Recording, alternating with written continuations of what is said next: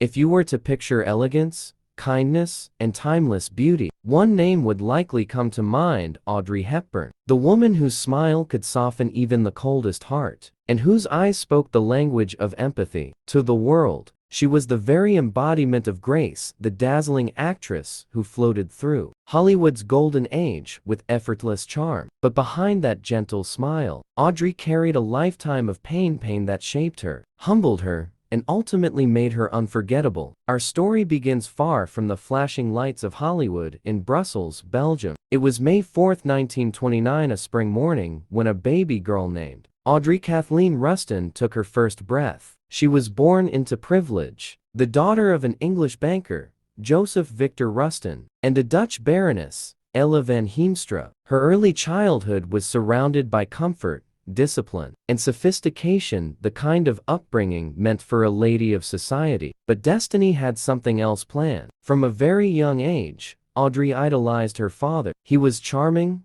worldly, and full of promise. But charm can be fleeting and promises easily broken. When she was just 6 years old, her father suddenly walked out on the family. No warnings, no goodbyes, just gone. For a child, that kind of abandonment is earth-shattering. She once said later in life that his departure was the most traumatic event of my life. Imagine a little girl waiting by the window, day after day, hoping to see her father's face again, and realizing he would never return. That wound never healed. It would shape every part of her: the way she loved, the way she gave, and the way she hid her pain behind a smile. Her mother, Ella, was a strong woman, proud, strict, and fiercely determined to protect her daughter. She moved Audrey to the Netherlands, thinking it would be safer, calmer, and more stable. For a while, it was. Audrey began ballet lessons, falling in love with dance. She found joy in movement, a way to express what words could not. When music played, she felt free. But history had its own cruel rhythm. In 1939, the world darkened. War erupted across Europe,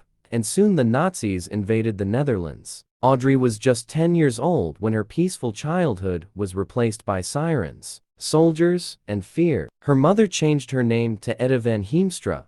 Audrey sounded too English and could draw suspicion. The elegant world she knew vanished. Food grew scarce, freedoms vanished, and laughter disappeared into whispers of survival. The war years left deep scars. Audrey lived in constant fear, afraid to speak too loudly, to look too happy, even trust the people around her. She once said, "We saw things no child should ever see." She watched people being taken away. Some never came back. The streets she once danced down became places of mourning. But even in the darkest nights, she found small ways to resist. She joined the Dutch resistance, carrying secret messages folded into her shoes. She danced at underground performances to raise money for the cause, knowing full well that if she were caught, it could mean death. The same girl the world would one day call fragile had already stared death in the face before she was 16. And then came the hunger winter of 1944–45, a time so bleak, even hope seemed to fade. The Germans blocked food supplies to the Dutch population, and starvation swept across the land. Audrey's once bright eyes dulled from hunger. She survived on tulip bulbs and boiled nettles. She grew skeletal, weak, but she never gave up. She watched friends die, neighbors vanish, yet she kept going. In later years, when reporters asked about her thin figure, she would smile politely and never explain. But those who knew her history understood Audrey's slenderness wasn't vanity, it was survival. It was a reminder of famine and the strength that comes from enduring it. When liberation finally came in 1945, the joy across Europe was immense. But inside Audrey, something had changed forever. She was alive, yes, but she had seen too much. The trauma of war had etched itself into her soul. Still, she carried on, graceful as ever, never bitter, never angry. That was her power. Her grace wasn't the absence of pain, it was how she carried it. After the war, Audrey moved to Amsterdam to study ballet seriously. She dreamed of becoming a prima ballerina, but the war had taken its toll. Malnutrition had stunted her strength. Her teachers gently told her that her body could never endure the physical demands of professional dance. The dream that had given her hope through the war slipped away. She was heartbroken, yet again. But Audrey didn't give up. She just found another way to dream. In 1948, she moved to London. She was 19, penniless, and alone, but she carried herself with the quiet dignity of a queen. She took odd modeling and chorus line jobs to afford food and rent. She performed in small theater productions, learning the art of acting, though she never imagined herself as a movie star. Acting was just another form of expression, another way to share emotion without speaking of her own pain. Those who worked with her noticed something different about her: kindness, a humility that felt almost rare in the entertainment world. She was polite to everyone, from the director to the set cleaner. That humility came from having seen the fragility of life firsthand. Then fate intervened. In 1951, while filming a small role in a modest film called Monte Carlo, Baby, a French novelist named Colette happened to visit the set. Colette was looking for someone to play the lead in her Broadway adaptation of Gigi. When she saw Audrey, she didn't hesitate. "Voila," she said. "There's my Gigi." That single moment changed everything. When Gigi premiered on Broadway, Audrey was radiant. Her innocence, charm, and sincerity lit up the stage. Audiences adored her. She wasn't acting, she was being. Within months, her name was on everyone's lips. Hollywood took notice, and soon, she received an offer for a film that would change her life: Roman Holiday. At just 23 years old, Audrey Hepburn stepped into a role that would define an era. She played Princess Anne, sheltered royal yearning to live like an ordinary girl. And it was a mirror of Audrey herself, a woman who had been trapped by expectations, longing for freedom and authenticity. Starring opposite Gregory Peck, she gave a performance that was pure magic. Her laughter felt spontaneous, her sadness genuine. Gregory Peck, a seasoned star, recognized her brilliance instantly. He insisted that her name share top billing with his. "You'll thank me later," he said with a grin. When Roman Holiday premiered in 1953, audiences fell in love. Audrey's performance was a revelation: fresh, emotional, and utterly human. She wasn't the glamorous Hollywood beauty. She was something deeper. She represented innocence, resilience, and hope. The Academy took notice too. At the next Oscars, Audrey Hepburn won Best Actress for her very first major film. As she stepped onto that stage, holding the golden statue, she looked radiant, but behind her calm smile was disbelief. The girl who once hid in cellars during bomb raids was now being celebrated by the world. But fame, as always, came with its own shadows. Audrey wasn't prepared for the spotlight. She was shy, introspective, and uncomfortable with attention. When reporters asked how it felt to be a star, she softly replied, "I'm not a star. I'm just trying to be useful."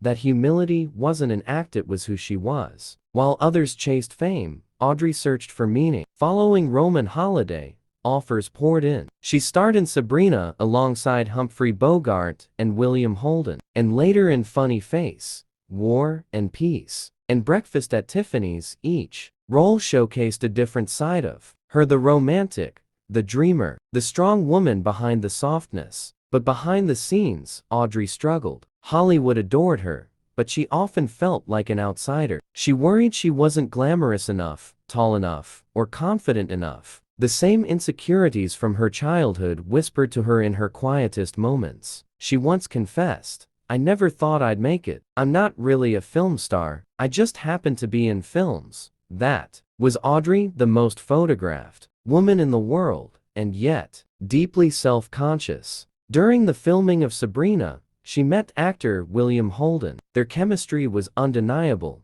both on and off the screen, but their love was doomed. Holden, though charming, was married and unable to give Audrey the family she longed for. After the heartbreak of her father leaving, Audrey craved stability, a home, children, love that would not walk away. But Hollywood was rarely kind to hearts like hers. In 1954, she met actor and director Mel Ferrer. He was older, elegant, and shared her love for art and quiet living. They married that same year in a private ceremony far from the flashing lights. For a time, it seemed like Audrey had found her peace. She took pride in being a wife and later, a mother. She longed for a family to fill the void left by her father's absence. But even that dream came with heartbreak. Before giving birth to her first son, Sean, she suffered multiple miscarriages, physical and emotional losses that nearly broke her. Her body, weakened by the malnutrition of her youth, struggled to carry pregnancies.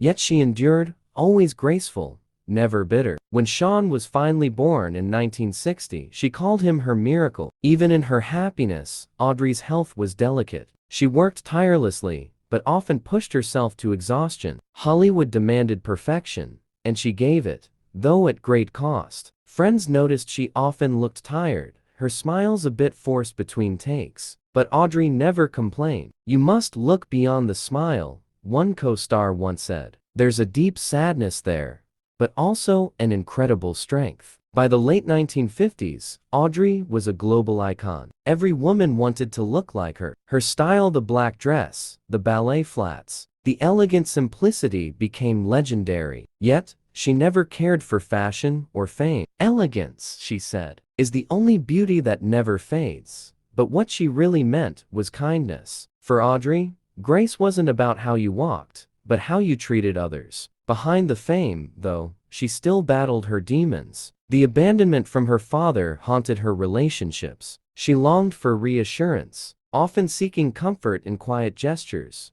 a hand to hold, a letter, a look. Those who loved her said she had a heart too big for the world, and that's what made her unforgettable. By the end of the 1950s, Audrey Hepburn had gone from war refugee to one of the most beloved stars on earth. But behind the lights, she carried invisible wounds of hunger, heartbreak, and the desperate need for belonging. She was adored by millions, yet felt lonely in ways few could understand. Her story, though, was only halfway told. The next chapters of her life, her deepest heartbreaks, her greatest performances, and her quiet transformation from actress to humanitarian, would reveal just how much pain and love one woman could hold in a single heart. Audrey Hepburn was not just an actress. She was proof that grace isn't about perfection, it's about endurance. The little girl who danced through war, who lost her father, who starved but kept her dignity, became the woman who taught the world what true beauty means. She once said, "The best thing to hold onto in life is each other." Perhaps that was her secret all along. That love, not fame, was her salvation. By the time the 1960s dawned, Audrey Hepburn had become one of the most beloved women in the world. Her face graced magazine covers, her films filled theaters, and her name alone evoked an image of elegance that no one could imitate. She was the very definition of class, simple, kind, poised, and effortlessly radiant. But as the world adored her, Audrey often found herself asking a painful question. Who am I when the lights go out? Fame, as dazzling as it seemed, came with its own shadows. She had never wanted to be a celebrity. She wanted to work, to give, to love. But in Hollywood, that wasn't enough. Every day came with pressures, the endless photo shoots, the expectations of perfection, the constant demand to be Audrey Hepburn, the flawless star. It was a role that never ended. She smiled because the world needed her to smile. She was kind because kindness had always been her strength. But beneath the grace, she carried a loneliness that no applause could cure. At home, her marriage to Mel Ferrer began to strain. On the surface, they were the perfect couple, two artists, both dignified and intellectual. But in private, cracks began to show. Mel, a director and actor himself, struggled with Audrey's fame. The world saw her as a goddess, while he often felt like a shadow beside her. The imbalance created distance. He was controlling at times, quiet and cold at others. And Audrey, always the peacemaker, tried to hold the marriage together. She didn't want another abandonment, not after losing her father so young. So, she endured, she adjusted, she forgave. But the loneliness lingered. She threw herself into her work, searching for belonging through her characters. Each role she played seemed to mirror her own hidden emotions. In The Nun's Story 1959, she portrayed Sister Luke, a woman torn between duty and self, faith and pain. The film was draining for her emotionally. She connected deeply to the character's inner conflict, saying later that it was the most difficult performance of her career. It wasn't acting, it was reflection. Through the quiet eyes of Sister Luke, The world saw Audrey's own silent suffering. The film earned her another Oscar nomination and immense critical praise. But for Audrey, it took something out of her, a piece of her soul she would never fully get back.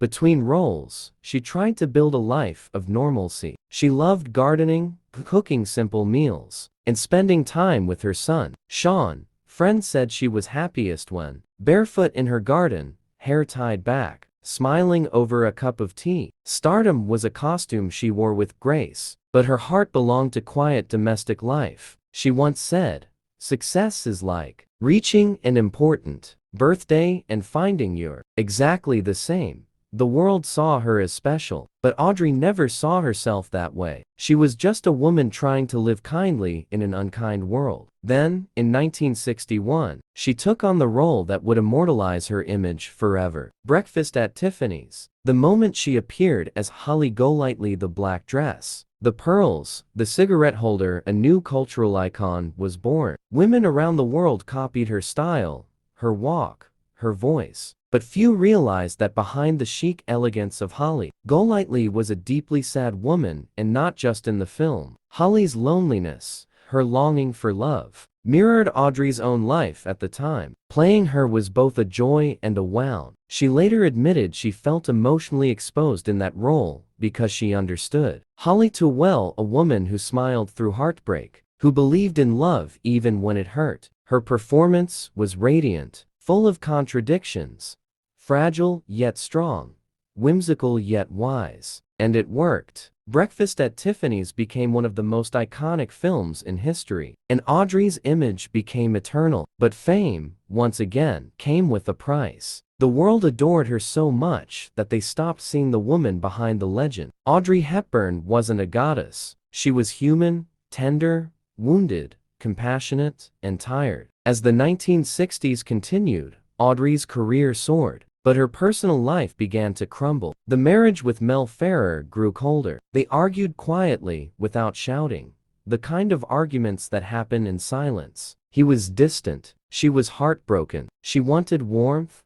affection, emotional connection. He wanted control. Friends said she began to wither under the weight of emotional neglect. And yet, she stayed for years, believing that love could heal what was broken. It was her old wound, repeating itself. The little girl who still wanted her father to stay was now the woman trying to make a husband stay. In 1964, Audrey starred in My Fair Lady, one of her most famous and controversial roles. The musical was a triumph, stunning costumes, grand sets, unforgettable songs. But behind the scenes, she suffered. Many in the industry believed Julie Andrews, who had originated the role on Broadway, should have played Eliza Doolittle in the film. When the studio chose Audrey instead, the backlash was brutal. Some critics accused her of being too refined to play a Cockney flower girl. Others mocked her singing, which was partially dubbed. Audrey was devastated. She worked harder than ever,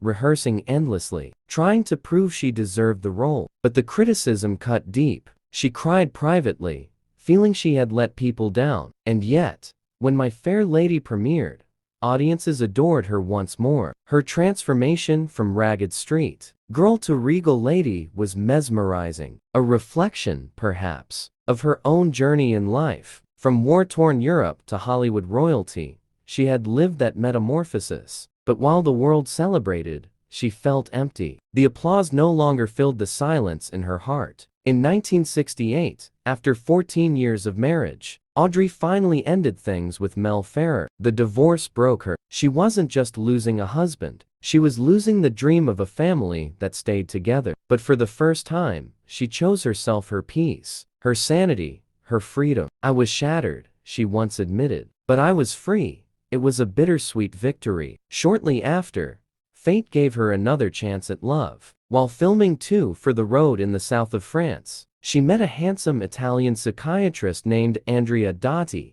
He was intelligent, charming, and warm, everything she had longed for. Audrey fell deeply in love. She wanted, more than anything, a quiet, simple life away from the spotlight. In 1969, she married Andrea, and not long after, gave birth to her second son, Luca. For a while, she seemed truly happy. She moved to Rome, stepped back from Hollywood and devoted herself to motherhood. She wanted to be there for her children in the way her father never was for her. She cooked, she cleaned, she gardened, she read bedtime stories to her sons. She wasn't a movie star, she was Mama, and that was all she wanted to be. But life, as it had always done, tested her again. Andrea, though affectionate, was unfaithful. His flirtations were well known, and eventually, his infidelity broke her heart. Audrey, who had endured hunger, war, and fame, now faced the quiet ache of betrayal. She didn't lash out. She didn't scream. She simply retreated further into solitude. By the early 1980s, their marriage had fallen apart. Once again, Audrey found herself alone, older now,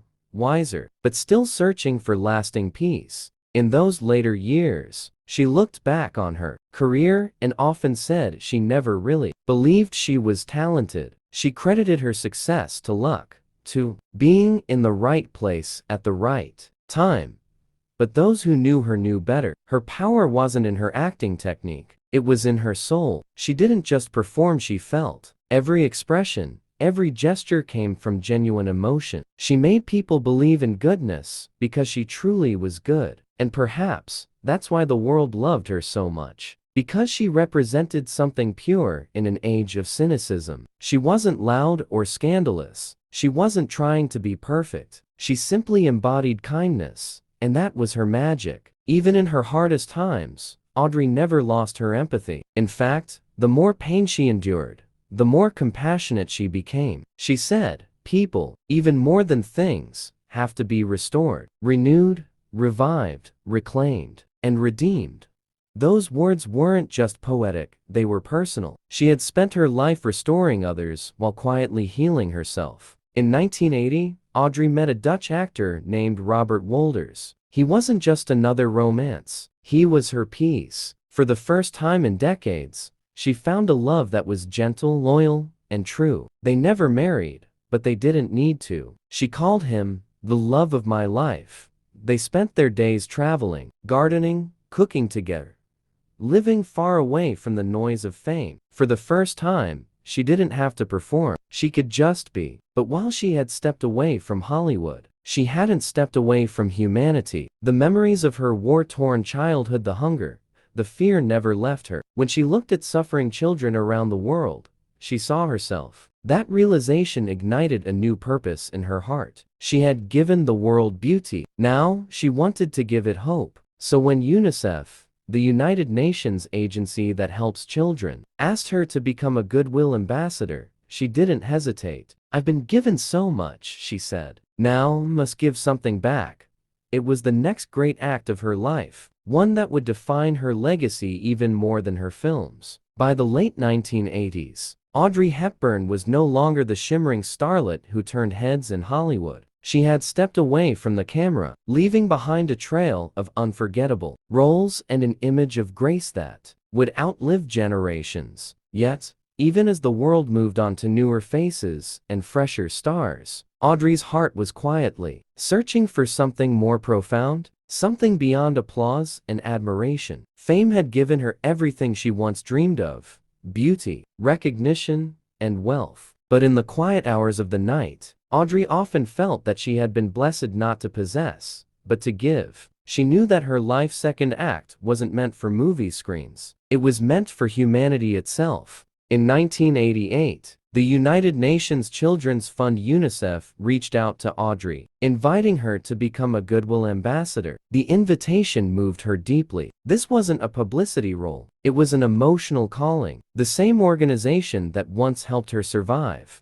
during the Second World War was now asking her to lend her voice to millions of starving and displaced children. Audrey accepted without hesitation, and so began a new chapter, one that showed the world who she truly was. Beyond the diamonds, the designer gowns, and the dazzling lights of Hollywood, the woman who had once graced red carpets now walked barefoot through refugee camps. The same delicate figure, once framed in Givenchy dresses, now sat in dusty fields, cradling malnourished children in her arms. She held their faces close to hers, whispering comfort in languages she didn't speak. but that every child understood. Audrey didn't act in front of the camera anymore because now she was living her truest role. She didn't need lights, makeup, or a script. All she needed was love, and she gave it freely to every child she met. Reporters who followed her on these missions were stunned by her humility. They saw a woman who refused special treatment. She ate the same food as the aid workers, slept in small tents, and never asked for comfort. "I am not here as a celebrity," she once said softly. "I'm here as a mother," and indeed, Audrey carried herself with the tenderness of one. Her trips to Somalia, Ethiopia, Bangladesh, and Sudan were not glamorous. They were harsh, heartbreaking, and often dangerous. But Audrey faced it all with quiet courage. In one of her interviews, she said, "I've seen famine, I've seen children die, and I've seen mothers who could do nothing. It's impossible to forget." Those words came from the depths of someone who had witnessed starvation firsthand as a child during the war and never forgot what it felt like to be helpless. As she grew older, Audrey seemed to grow smaller in the physical sense, thinner, frailer yet somehow larger in spirit. People who met her during those years described her presence as almost angelic. There was something luminous about her, as if she carried light within her, and in truth, she did. Every photograph from her UNICEF missions showed that familiar grace. But now, it wasn't the polished grace of a movie star. It was the quiet, soulful grace of a woman who had seen suffering and still chose kindness. Her final years were filled with both purpose and pain. After returning from Somalia in 1992, Audrey began to feel unwell. At first, she thought it was fatigue, the exhaustion from long flights, harsh climates, and emotional tolls. But soon,